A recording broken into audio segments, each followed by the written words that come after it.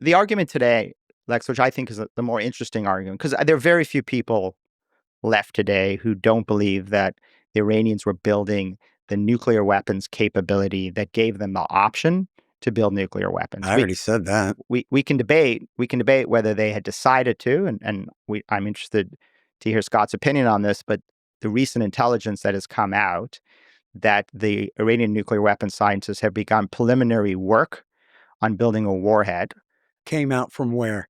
This intelligence that came out. Who put that into Israeli claims? Not verified by the U.S. and the Wall Street Journal anywhere, right? Let's talk about all of my list of refutations of all your false claims from 10 years ago. The Wall Street Journal did verify this. There's a lot of Lawrence Norman to refute. One at a time. Lawrence Norman actually wrote a piece. This was during the Biden administration, because the Biden DNI had actually come out and for the first time in their annual threat assessment had removed a line that said Iran is not currently working on developing any capabilities that would put it in a position to actually deliver a nuclear warhead.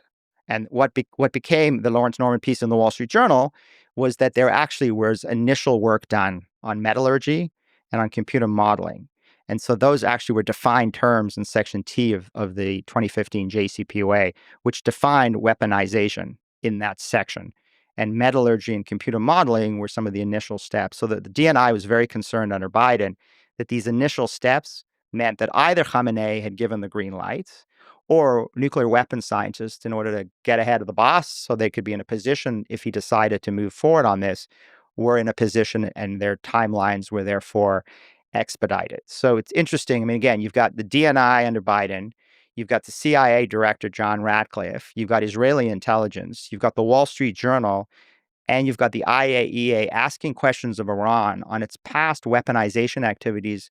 Why are you denying us? Who's the dog that didn't bark there? The current director of national intelligence, who issued her threat assessment, Trump's director of national intelligence, Tulsi Gabbard, who issued her threat assessment in February that repeated the exact same language that from the National Intelligence Estimate of 2007, and that the CIA and the NIE, the National Intelligence Council, have reaffirmed repeatedly ever since then, which is that Supreme Leader has not decided to pursue nuclear weapons.